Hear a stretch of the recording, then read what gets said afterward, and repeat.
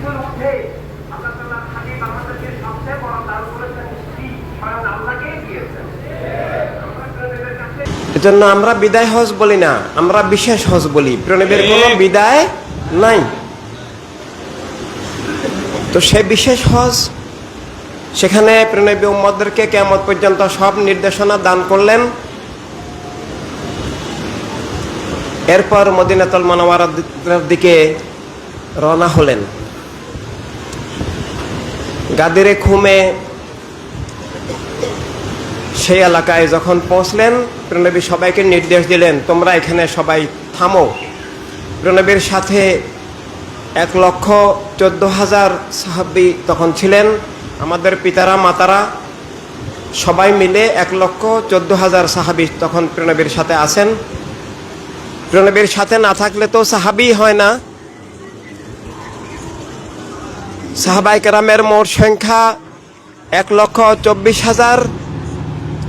নবী রাসূল আলাইহিমুস সালামদের সংখ্যা যেমন 1,24,000, সাহাবায়ে কেরাম রাদিয়াল্লাহু তাআলা আনহুমের সংখ্যাও 1,24,000।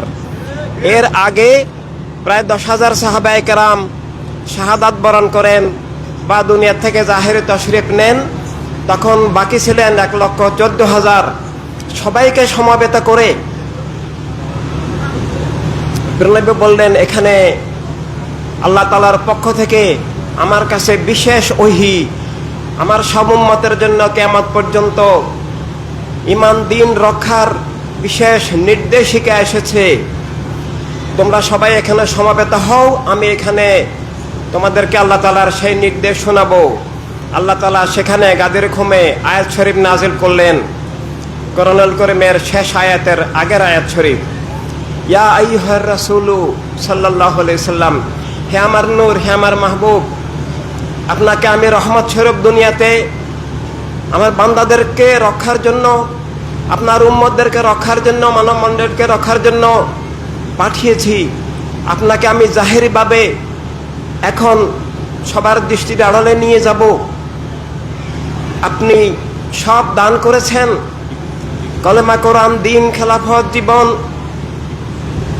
অধিকার, স্বাধীনতা সমগ্র মানব মণ্ডলীর জন্য সব কিছু দান করেছেন।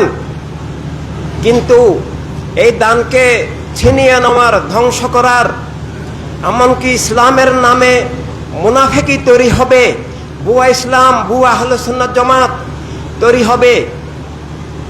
সত্যের শত্রু আছে। এভাবে যা কিছু দান করেছি তার রক্ষার জন্য আল্লাহ তাআলা আগেই একটা বিশেষ আয়াত নাজিল করেছেন। এর বহু আগেই আবার সেই আয়াতেরই পুনরাবৃত্তি ডাইরেক্ট ভাবে আবার নাজিল করলেন। আল্লাহ তাআলা আগেই বলেছেন যে আমি, হে আমার মাহবুব, আপনি ঘোষণা করে দেন, আমি বান্দাদের কাছে তাদেরকে রক্ষার জন্য যে মৌলিক বিষয়কে ধরে রাখতে হবে সেটা হচ্ছে আমার হাবিবের আহল আলাইহিমুস সালাম, আহলে রাসূল আলাইহিমুস সালাম, তাদের মহব্বত, তাদের গোলামিও, তাদের পথে থাকলেই আল্লাহর হাবিবের পথ, ইসলামের পথ। কুল্লা আসালুকুম আলাইহি আজরান ইল্লাল মাওয়াদ্দাতা ফিল কুরবা, সূরা শুরা। যে আমি তোমাদের কাছে আমার হাবিবের আহলের বন্দল মহব্বত ছাড়া কিছুই চাচ্ছি না, আর কিছুই তোমাদেরকে রক্ষা করবে না। ঠিক এই আয়াতেরই আরেক ধারাবাহিকতা, এই আয়াত শরীফেরই আরেক ধারাবাহিকতা। গাদের খুমে আয়াত শরীফ নাজিল হলো, ইয়া আইয়ুহার রাসূলু সাল্লাল্লাহু আলাইহি সাল্লাম বাল্লিগ মা উনজিলা ইলাইকা মির রাব্বিক। আমি আপনার কাছে কিয়ামত পর্যন্ত সবার ঈমান দ্বীন রক্ষার জন্য, আসল ইসলাম রক্ষার জন্য, মুনাফিকি ধারা থেকে বাঁচার জন্য আপনাকে আমি জাহেরিভাবে সবার দৃষ্টির আড়ালে নিয়ে যাব। আপনাকে ডাইরেক্টলি আর পাবে না। অনেক নকল ইসলাম, ভুয়া ইসলাম, মুনাফিকি ধারা বের হবে। আপনাকে আমাকে পাওয়ার জন্য, ঈমান দ্বীন আসল ধারা রক্ষার জন্য আমার বান্দারা, উম্মতরা কোথায় যাবে, কাকে আঁকড়িয়ে ধরবে কিয়ামত পর্যন্ত সবাই, সেটা আগেও আল্লাহ তাআলা বলেছেন।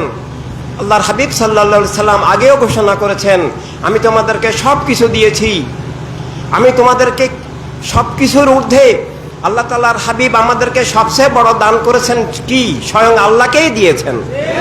আমরা প্রিয়নবীর কাছে সব আসল কি পাই? আল্লাহকেই পাই। প্রিয়নবীর মধ্যেই আল্লাহ। যে প্রিয়নবীকে পেল সে আল্লাহকে পেল, যে প্রিয়নবীকে হারালো সে আল্লাহকে হারালো। আর প্রিয়নবীকে কোথায় পাবো, আল্লাহ তাআলার বন্ধন কোথায় পাবো, সেটা বারবার আল্লাহ তাআলা আল্লাহ হাবিব সাল্লাল্লাহু আলাইহি সাল্লাম ঘোষণা করেছেন। আমার আহলে রাসূল আলাইহিমুস সালাম, যারা আহলে রাসূল আলাইহিস সালাম থেকে বিচ্ছিন্ন হবে, তারা আল্লাহ হাবিব সাল্লাল্লাহু আলাইহি সাল্লামকে হারিয়ে ফেলবে, ঈমান দিন হারিয়ে ফেলবে।